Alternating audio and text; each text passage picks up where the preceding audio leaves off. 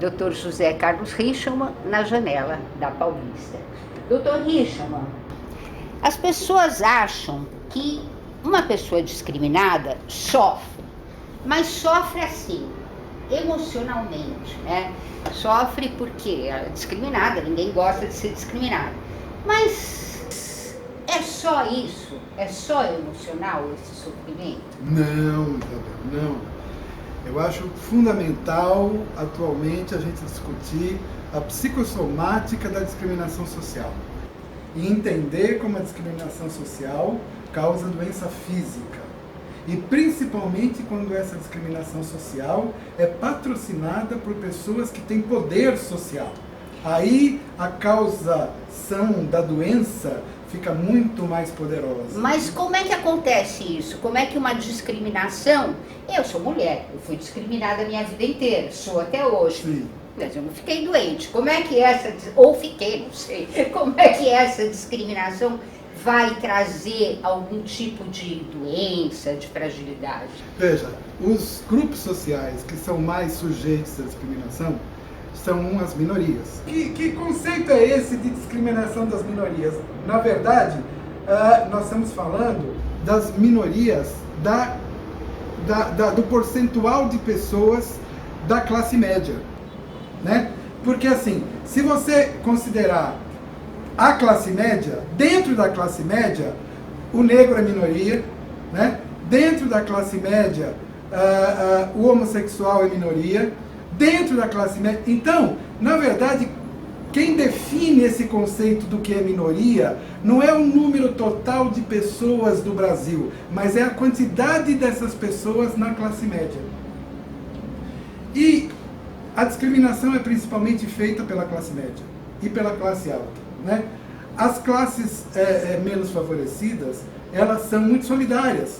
Sim. Né? As pessoas pobres são muito solidárias. Agora, me conta como é que essa discriminação vai agir sobre o meu corpo. Ao contrário do que as pessoas acreditam, que todos os conceitos mentais são aprendidos depois do parto, depois do nascimento, nós temos pesquisas mostrando que existem alguns conceitos mentais que são inatos, que estão escritos no nosso gene. Por exemplo, o conceito de justiça. O conceito de justiça não precisa ser ensinado. Ou seja, a ideia da justiça é uma ideia inata da natureza humana. Então, é a revolta pela discriminação que vai ter um efeito psicossomático e causar uma doença? Sim. Esta ideia de que a pessoa que é alvo de uma injustiça social, de uma discriminação social, se torna uma pessoa com doença física, isso é uma afirmação apoiada por experimentação científica. Então, os pesquisadores fizeram uma experiência muito interessante. Colocaram a pessoa dentro do PET scan, a imagem do cérebro, aquelas imagens coloridas, mostrando qual área do cérebro está funcionando, qual área do cérebro está em repouso, né? E aí a pessoa, enquanto estava dentro da máquina, ficava assistindo uma espécie de um joguinho, um videogame, né? Até que depois de uns 10, 15 minutos, o jogador A e o jogador B começam a jogar sozinho e esquecem do sujeito que está na máquina, né? E na hora que esquecem, o sujeito que está na máquina fica tentando chamar a atenção, ele fica tentando entrar no jogo, ele fica tentando participar da jogada, e os outros dois jogadores simplesmente deixam ele isolado e deixam ele fora do jogo.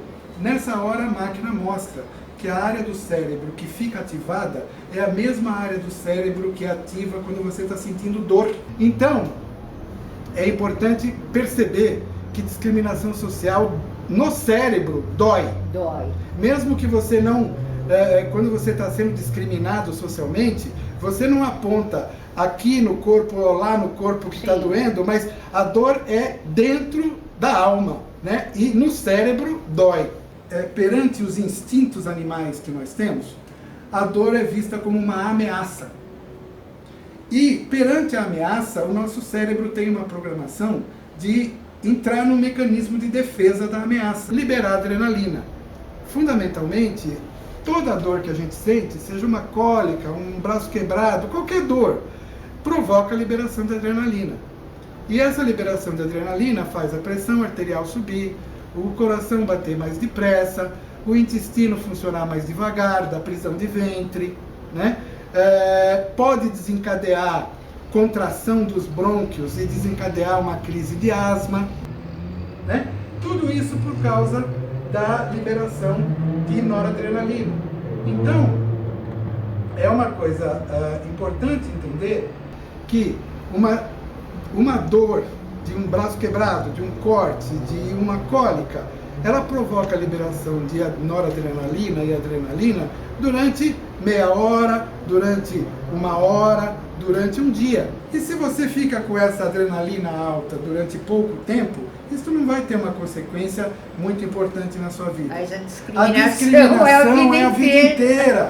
A discriminação é a vida inteira, é todo dia. Você fica produzindo adrenalina. Você fica produzindo noradrenalina e adrenalina em grande quantidade a vida inteira, todo dia, a vida inteira. E isto é muito diferente da dor de um machucado que dura um dia ou dois. Claro, isso é igual ao estresse, que você já Exatamente. falou das consequências físicas Exatamente. do estresse. Essa produção de adrenalina diária da pessoa discriminada, e isto, depois de anos, faz com que as artérias fiquem duras, a pressão alta não volta nunca mais ao normal, o indivíduo passa a ser um indivíduo hipertenso, todo dia hipertenso, dependente de remédio e muitas vezes acaba numa situação de um infarto ou de um acidente vascular cerebral, um derrame, por causa da hipertensão arterial.